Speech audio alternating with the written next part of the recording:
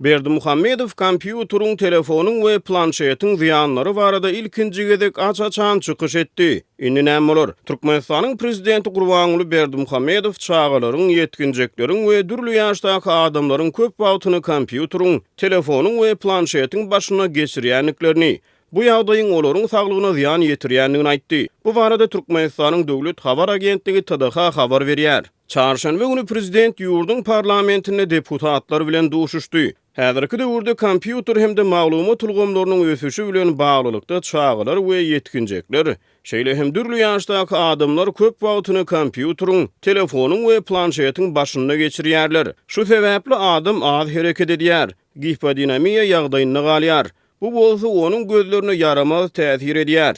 Temredýär we saglygy başga da bir näçe ziýan ýetirýär diýip prezident kanun çykarjylaryň öňüne eden çykyşyny aýtdy. Täze tehnologiýalary derek prezident ýaşlary milli oýunlara çekmäge, olary milli medeniýeti, dili, edebiýaty we taryhy söýdürmäge çağırdy. Bu tutuş döwürlüğin ähmiýetli wezipedir diýip prezident aýtdy. Şu mesele onça beýleki döwletden tejribesi oranlsa we hem zerur bolanna kanunyny milli ýurumyz laýyk gelýän kadalar giýerilse, onu hem maksady laýyk bolar diýip ben hasap edýär. Deyip prezident söze dowam etdi. Bu ýurtda ähli pudukda sanly ulgamlary ornaşdyrmagyň ähmiýetini gaýtalaýan prezidentin täze tehnologiýalary garşy negativ äheňni eden ilkinji açaçan çykyşydyr. Ýöne Türkmenistanyň halkara hukuk goraýjy guramalaryň hasabatlaryna da tasdyklanýy ýaly häkimiýetler uzak ýyllaryň dowamyna ýurtda maglumat ulgamlaryny çäklendirmek, şol sany raýatlaryň internetden we ykjam telefonlardan maglumat almak mümkinçiliklerini gysmak ugruna tagalla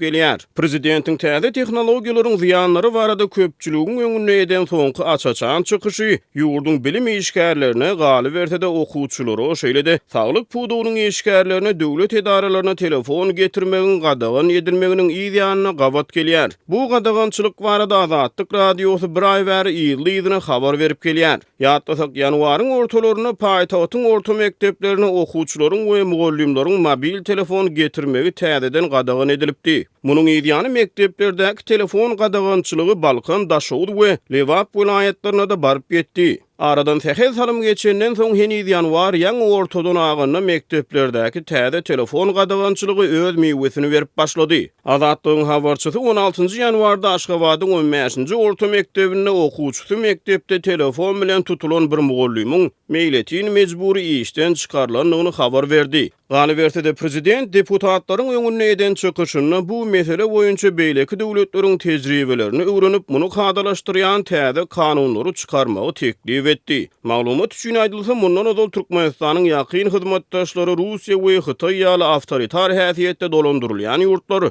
maglumat ulgamlaryny şol sanda interneti çäklendirýän dürli kanunçylyk namalaryny güýje girdipdiler. Human Rights Watch guramasy soňky hasabatyny Hytaýyň maglumat giňişligine edýän berk gödäwçiligini ýiti tanqid edipdi. Prezidentin täze tehnologiýalaryň ziýanlary barada eden açaçan jemgyýetçilik çykyşyndan soň bir sorak öýür boýuna galýar. Bu çykyşyň başga nähili netijeleri bolar?